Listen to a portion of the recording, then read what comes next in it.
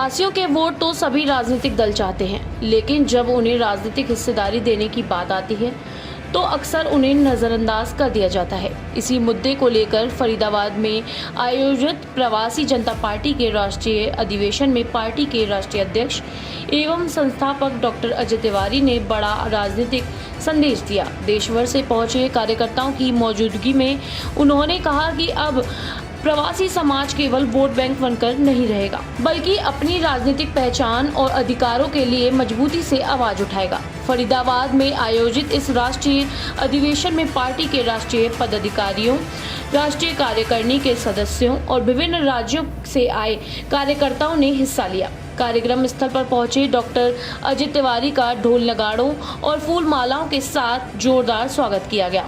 इस दौरान कार्यकर्ताओं में खास उत्साह देखने को मिला।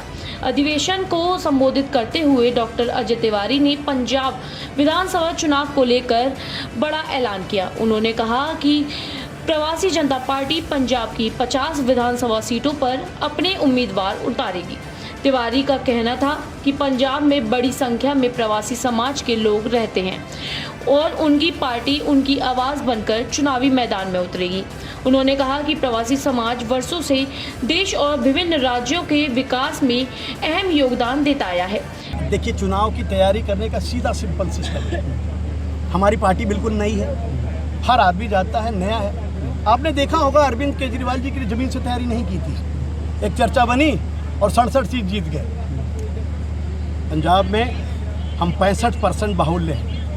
हम जाएंगे, वहाँ के वासियों को गले लगाएंगे, अपनी बात समझाएंगे, बड़े भाई छोटे भाई बनने का काम करेंगे, दूध में चीनी बनकर रहने का काम करेंगे, तो निश्चित तौर से हम 50 सीट जीत करके आएंगे। और आदरणीय आपको बता दूं, अगर 50 सीट हमने जीत लिया तो मुख्यमंत्री हमारा ही होगा। अधिवेशन के दौरान डॉक्टर अजय तिवारी ने पार्टी के सामाजिक और आर्थिक नीतियों का भी जिक्र किया। उन्होंने कहा कि जिन परिवारों की वार्षिक आय 2,40,000 रुपए से कम है, उन्हें स्वास्थ्य और शिक्षा जैसी बुनियादी सुविधाएं निःशुल्क उपलब्ध कराई जानी चाहिए। उन्होंने केंद्र और राज्य सरकारों से प्रत्येक राज्य में प्रवासी कल्याण बोर्ड के गठन की मांग की। इससे प्रवासी श्रमिकों और कामगारों की समस्याओं का बेहतर समाधान हो सकेगा। साथ ही लोगों को अपने ही राज्य में रोजगार के अधिक अवसर उपलब्ध कराने की दिशा में भी काम किया जाना चाहिए। वहीं गुरुग्राम लोकसभा चुनाव के दौरान अपने कुछ पुराने साथियों की नाराजगी के सवाल पर डॉक्टर अजय तिवारी ने कहा कि उनके मन में किसी के प्रति कोई शिकायत या नाराजगी नहीं है। उन्होंने कहा कि जो भी साथी उन्हें बुलाएगा वह उसके बीच अवश्य जाएंगे। उनका उद्देश्य लोगों को जोड़ना है, तोड़ना नहीं। कि प्रवासी बाहुल्य होने की वजह से आज गुड़गांव में 11.5 लाख, फरीदाबाद में 11 लाख जो प्रवासी रह रहे हैं, तो एक पार्टी के शीर्ष नेता तो हमारे यहाँ आए, हमें ले गए, हमने 2 महीना मेहनत किया, अपना 50 लाख रुपए खर्च किया, और आप तो थे, आपने बड़ा चलाया था नेशनल न्यूज़ पर, और मैं चर्चा का विषय बन गया।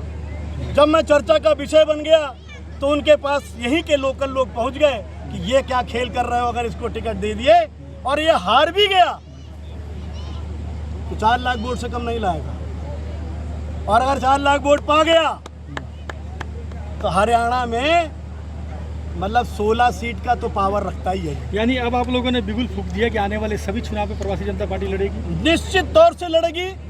अभी मैंने हरियाणा में सुना है कि 126 विधानसभा बनने जा रही है, तो 126 में से हम 32 विधानसभा पे बाहुल्य हैं। अब बड़ा भाई को कहेंगे कि हमको गले लगाओ। देखिए, कोई भी नेता कभी गायब नहीं होता। हम यही तो समझाना चाहते हैं कि हर आदमी अपने घर पे रहता है। एक व्यक्ति ड्यूटी करता है, मान लीजिए बैंक में नौकरी करता है, तो बैंक का मैनेजर उससे क्या कहता है कि आज उस गली जाओ, आज उस गली जाओ, उस गली जाओ, तो भेजता है ना, लोग बुलाते हैं ना। अगर गुड़गांव के लोग हमें फिर से बुला लेंगे, कार्यक्रम में बुलाएंगे, तो हर बार जाएंगे।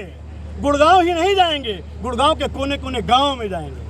पंजाब की 50 विधानसभा सीटों पर चुनाव लड़ने के लिए ऐलान के बाद अब राजनीतिक गलियारों की नज़र इस बात पर रहेगी कि प्रवासी समाज के मुद्दों को केंद्र में रखकर राजनीति करने वाली यह पार्टी आगामी चुनाव में कितना प्रभाव छोड़ पाएगी।